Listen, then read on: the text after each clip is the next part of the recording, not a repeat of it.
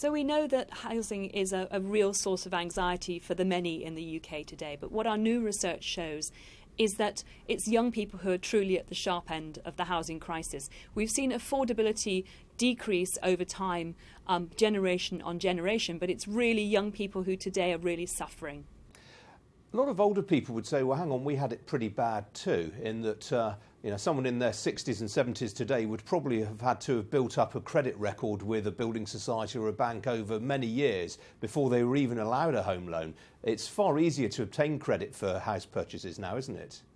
That's true. I mean, the intergenerational picture is not simple. It's absolutely true that many older people who are homeowners today faced, for example, very high interest rates when they were young, and that was definitely a tax on their incomes. Of course, what today's young people face, in contrast, is not high interest rates, but very high house prices. We estimate that it takes the average young family today 19 years to save for a mortgage. 20 years ago, that was 3 years.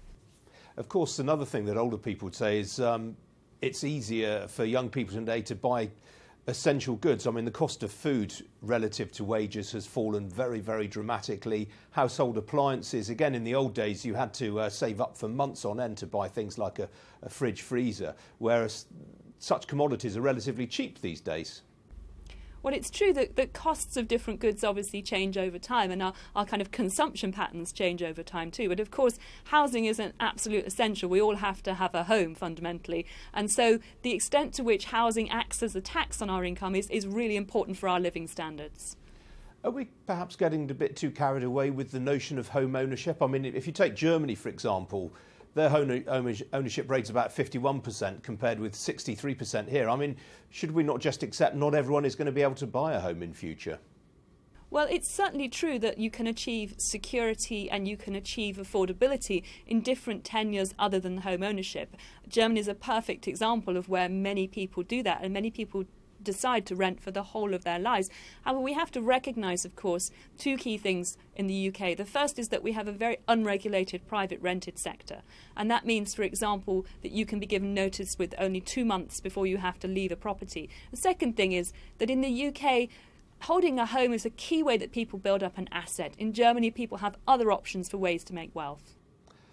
What about some of the recent changes in regulation on buy-to-let properties? I mean, George Osborne, one of the reasons that he did that was to try and free up properties that were currently owned by buy-to-let landlords for sale on the market. Do you think that's had any impact in alleviating the situation? Well, damping off buy-to-let is probably not a bad idea, but if the truth of the matter is that a lot of buy-to-let properties are often at the bottom end of the market, I think there's a real question about what happens if landlords leave that market. Where are people on very, very low incomes going to be able to live? So is the answer simply then just to build more homes, presumably? Well, building more homes is absolutely part of the solution, but there's other things we could look at too. We could look at regulating the private rented sector, for example. We could look at institutional investment in the private rented sector. We do need to recognise that there's all kinds of ways that people can achieve the security and affordability that they desire from their home in different ways.